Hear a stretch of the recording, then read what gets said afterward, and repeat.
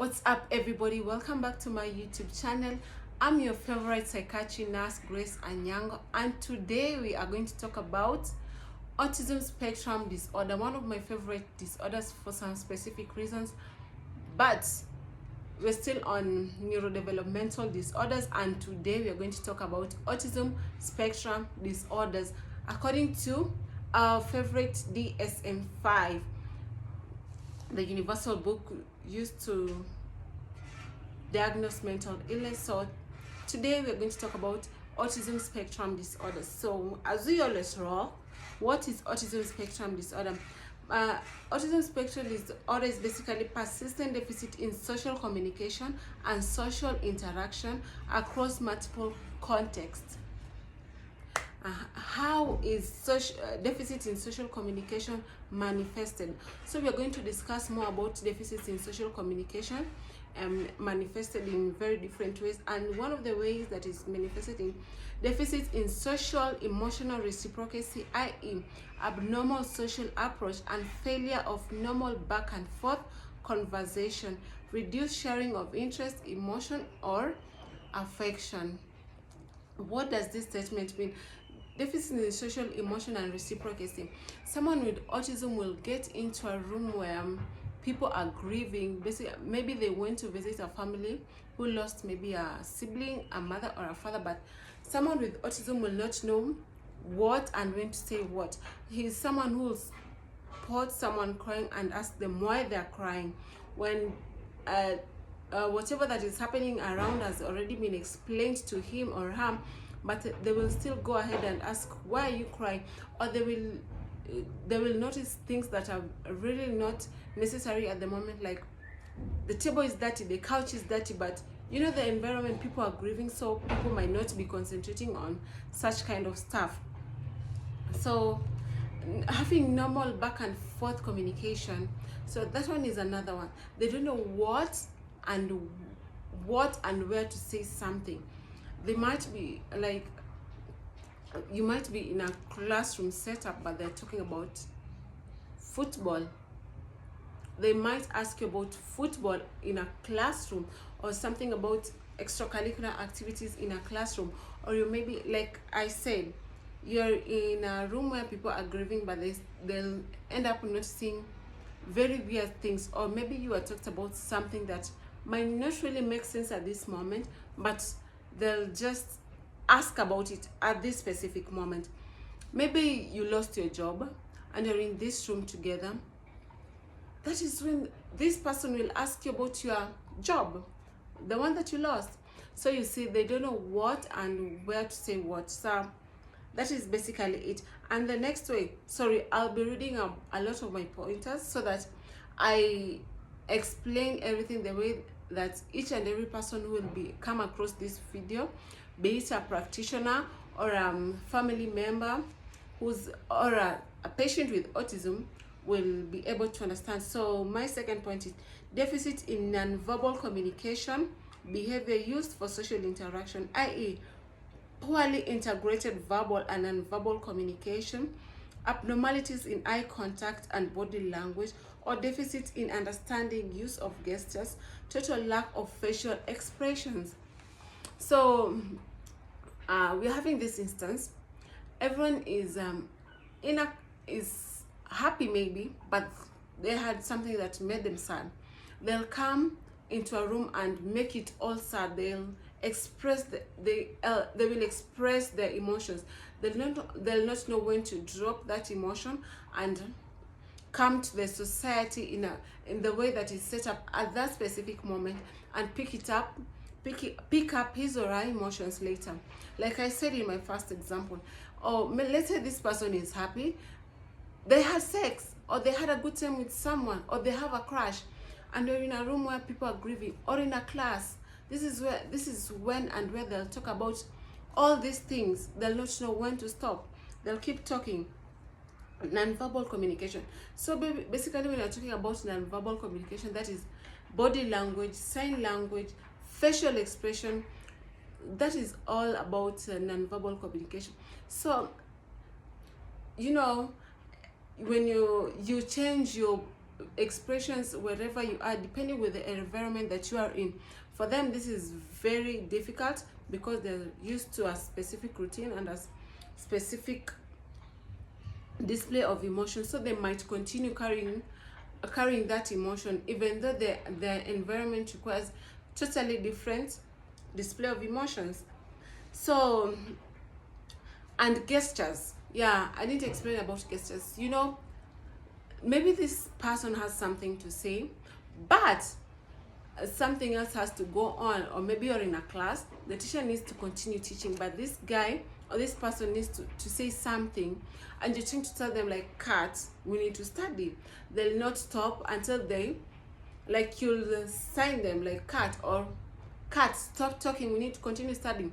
They'll not stop until they're done with whatever they wanted to say. So deficits in developing, maintaining and understanding relationship, i.e. difficulty in adjusting behavior to suit social context, difficulty in sharing imaginative play or making friends, to absence in interest in peers. Like I said, they have deficits in social communication. So when it comes to making friends, it is very difficult to them because they'll keep hanging out with people they're used to, because it's very hard for them. Or maybe someone will try making friends with them, but if this person try to distort their way of living, it messes up everything. So they might end up pushing away this new friend that is trying to get themselves into their lives. So it becomes very difficult. So it's hard for them to maintain friendship, especially with people who don't understand autistic people, or they don't know how to live with people with autism. So it will be very difficult for them to make and maintain friendship. So that is all about deficit in social communication.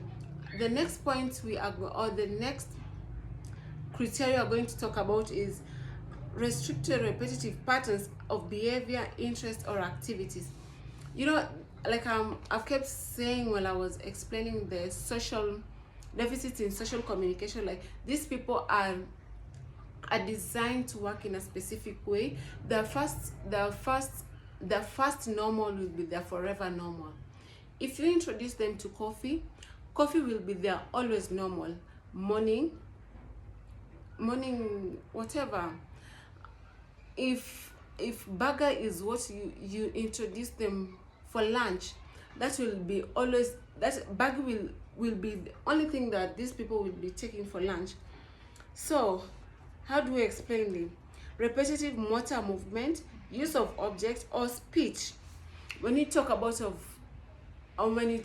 objects, these people have certain attachment to very specific objects. It might be a spoon, it might be a mug, or it might be a pen or a book, and this book or this specific item, they will always have it wherever they are, because for some specific reason it keeps them sane. So like they're attached, when they are nervous about something, they'll hold on to this specific item because it calms them down. So if anything happens to, if this mug ends up broken, like they will have a breakdown, they'll be distressed, they will not know how to function without it. They might end up trying to repair this glass because it calms them down, it calms their nerves. So that is about objects. Now let us talk about speech. Echolalia. What is echo? Okay, what is echo? Then we talk about lalia. Echo is when, let's say you're in an empty room and you say something, you'll hear a sound repeating exactly what you just said. So for them, they might have a specific word that they keep repeating. It's basically repetition of a word. So I'm not coming, or I'm not doing it. They'll end up saying these things. Or like maybe let's say you try to tell them, do this kindly, or even if you don't give them an order, but they'll keep saying, I'm not doing it, I'm not doing it, I'm not doing, like ekolala, they have a specific word that they keep repeating. And then instances of sameness, adherence to the routine, distress of small changes, difficulty with transition, rigid thinking patterns, greeting rituals, need to take specific routes, or eat the same food every day. If you're someone with autism, or if you have experienced someone with autism, then you know no one messes with their diet. You mess with their diet, you mess with their whole psychology, you mess with their whole day, you mess with their whole life. Like they will have a breakdown the whole day until when you bring them to their normal order. So okay, it's good to introduce new things into their life, but you can't introduce so many things at once. You can't change their diet and change the route they used to go to work or school, and change their way of dressing. You can't, because now this one will cause, they might end up in a specific hospital, depending with their level of, they might be severe, moderate, profound, like depending on how severe their condition is. They might end up in a hospital because of disruption in their normal life. So any new thing you're trying to introduce, basically, because these things have to be introduced, then you have to introduce one thing at a time. You get them used to this one, then you introduce another one. And then highly restricted fixated interests that are abnormal in intensity or focus, strong attachment with unusual objects, excessively circumscribed or preservative interest. Like I think I've already explained this thing when I talked about a mug. Or maybe you might find someone or a patient who love or who prefer looking at a ticking clock, because it calms them down. Like that sound, like the clock sound, like it calms them, so they may be fixated to a clock. So next we're going to talk about the third criteria. So we have talked about social communication, we have talked about restricted repetitive patterns of behaviors and interests. Now we are going to talk about symptoms that must be the next criteria is symptoms must be present on the early developmental period. So it's very hard to notice in not a toddler. It's easy to diagnose in a toddler, but infant, let's say someone, but you'll notice when you have a little baby. Okay, it's hard, but when you have a little baby, maybe 4 months, 6 months, when they have started reacting to light, they have started noticing their environment. So when you put this person in a very bright light, they'll start being overprotective about themselves. Or we put them in a very dark room, they might start being very protective about themselves. Though at that time you'll just think that, you might not just assume that because of that one sign that this kid has autism. So let's say they get to 6 months or 7, when you are supposed to introduce food. Now you're weaning this baby, you introduce them to a specific diet, then you get to some point and introduce something different, and then they start overreacting, they start being distressed. Now they can't function normally. Now they start throwing tantrums because of changing diet. Now that is another sign at 6 months, which you might not really settle for autism spectrum disorder. So you'll just assume, like, maybe my baby doesn't like this, but my baby prefers this to that. But it comes to an age where now 2 years, 3 years, when they start interacting with their peers, 5 years when they start interacting with their peers. Now at this point you'll start noticing their communication skills. They don't easily make friends. Instead, now you start noticing the difference between your kid and the others and their peers. These kids, like, they go all out when they're playing, they get dirt into them, and it's very normal. But a little dirt into this kid, it causes a distress. You try dressing this person now different from what they're used to. Now it's a whole back and forth communication. Like, you have to take off that one until they put on something that they're used to. They try making friends and they push other kids away, and then other kids will start talking about the differences in this child. Like, you'll hear a kid telling them, "Mom, I tried making friends with so and so, but the kid is so weird. They keep saying the same things, like, no, I can't be your friend, no, I can't be your friend, no, I can't, no, I can't."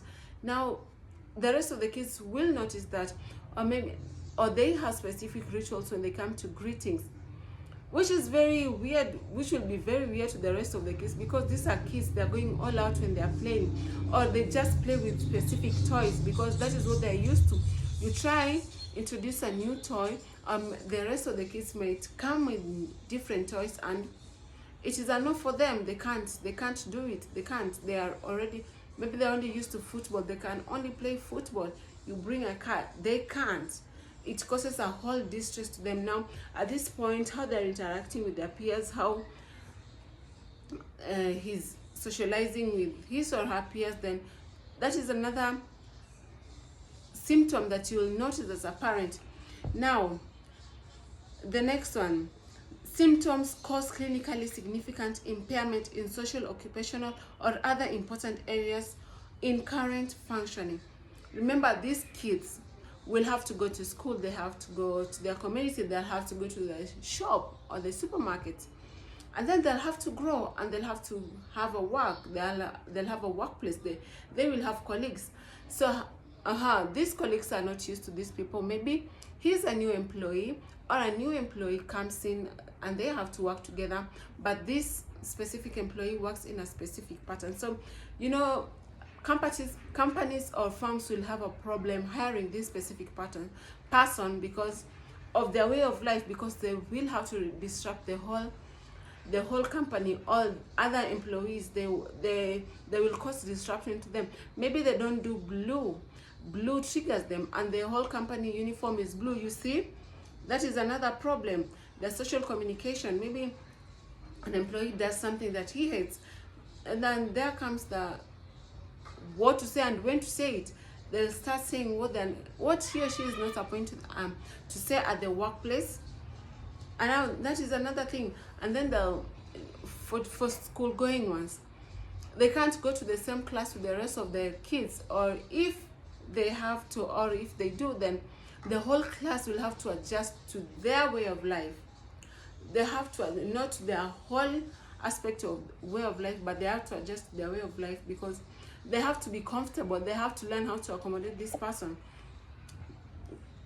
or they have to go to a specialized school, a school that understands them, a school with people like him or her, so that he may cope and feel at home, so that he may not feel a lot of stigma when it comes to his peers, because most of these people are like him.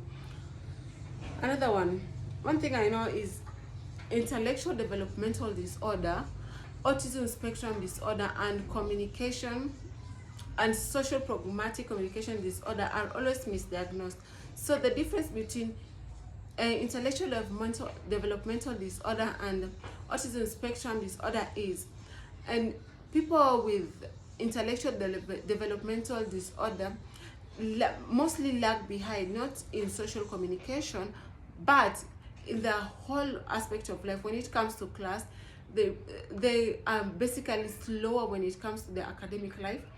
So when other kids need to be taught once or twice, they'll need a third and fourth or maybe fifth time. But people with autism and people with IDD, they'll not have problem with repetitive behavior. They'll not have repetitive patterns or instances of sameness. So you see, and people with autism will not necessarily lag behind. They might be very smart in class, but their way of life is very different. They are used to a specific pattern, and anything that causes any difference in their way of life, then it triggers them, it triggers their anxiety and causes distress to their life. So that is the difference. They are not necessarily slow. They might be very fast and smart in class, and people with IDD are mostly very slow when it comes to their social life. When they need to know how to put on their clothes, they'll know a year later or maybe 2 years later than their peers. But someone with autism, they might know in time, or they will know on time, but they'll have to do it in a specific way, or sometimes they might lag behind, which is very rare, but they have to do it in a specific way.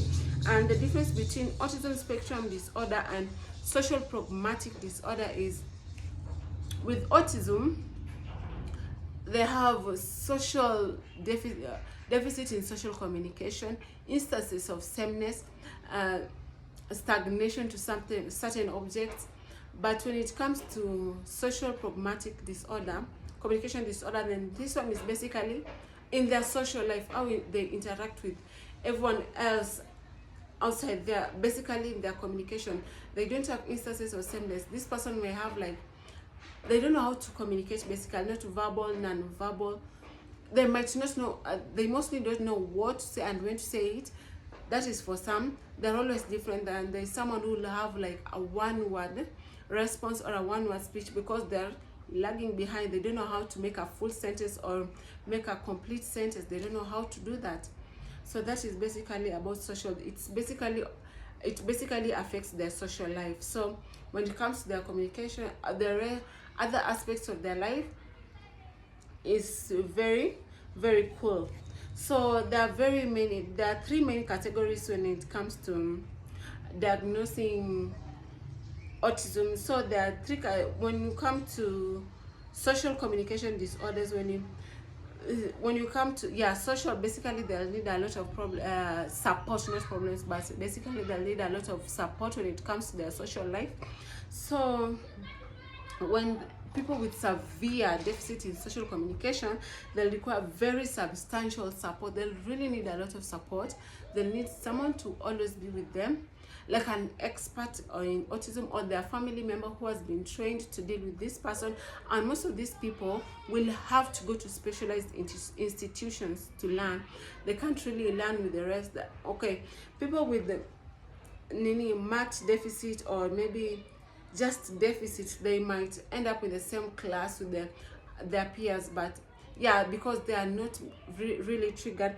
And people who require very substantial support, then they will, any distortion in their normal routine will cause a lot of distress and anxiety that will take quite a long time for them to come back to normal, for them to come out of this throwing tantrums and whatnot. Before they come back to normal, it takes a long time. That might require rehabilitation, and mostly it does require rehabilitation. And then there are ones, I said the first one, they require very substantial support, and now we have require substantial support, not very substantial, but require substantial support.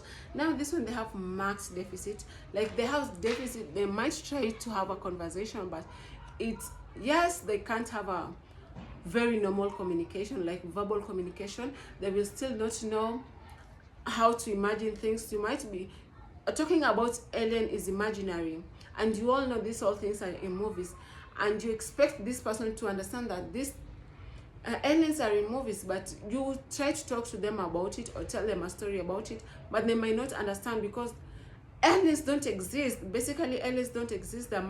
You can't talk about things that don't exist. You just have to talk about things that exist. That will basically be their reaction. Sorry, I had to leave for a moment, but we'll continue with require very substantial support. Then I talked about that one. They'll require a bit support, but they can have conversations, not that much. They might not be able to imagine things. They'll not know there's something like the imaginary world. And then they require support. They have difficulty in initiating conversation, but when the conversation is finally initiated, then they'll not have a problem continuing with the conversation. They'll not have a problem with their way of life. Any disruption in their normal life will cause a little bit of disruption in their life. They'll cause a little bit distress, but it will not. They'll always come back to normal. They'll not really require rehabilitation or something. They adjust to change. Change really causes disruption in their life, but they adjust to change faster than people who require very substantial support and people who require substantial support. So they adjust to change faster. Okay, So there is one thing about autism. Autism might or might not be accompanied by intellectual developmental disorder. Like I was trying to explain, they might be slow in their academic performance, or the academic performance might be at par, but in the other aspects of life like communication and whatnot is a problem. But some will be very slow in class. They'll need a lot of support and help from teachers and the rest of the students. So yeah, autism might be accompanied by intellectual developmental disorder or language impairment. So that is all about autism, and just know everything that I've explained to you is in our DSM-5. And you know what to do, you know what to do here. If you like this video, if you found this video useful, and I believe is useful, it is very useful, hit the subscribe button, and hit the subscribe button. One thing you're not supposed to forget is to hitting the subscribe button. Just even my English is going away, but hit the subscribe button, like, comment and share, and hit the notification bell, so that when I'm going to talk about the next condition that I'm going to talk about will be attention deficit hyperactivity disorder. And I know you are all interested in that, and you all want a summarized version of DSM-5, and I'm here to do that for you. So hit the subscribe button, like this video, comment, share, and let's meet in the next video. Bye, see you later, and I hope I was very helpful. Bye, see you in the next.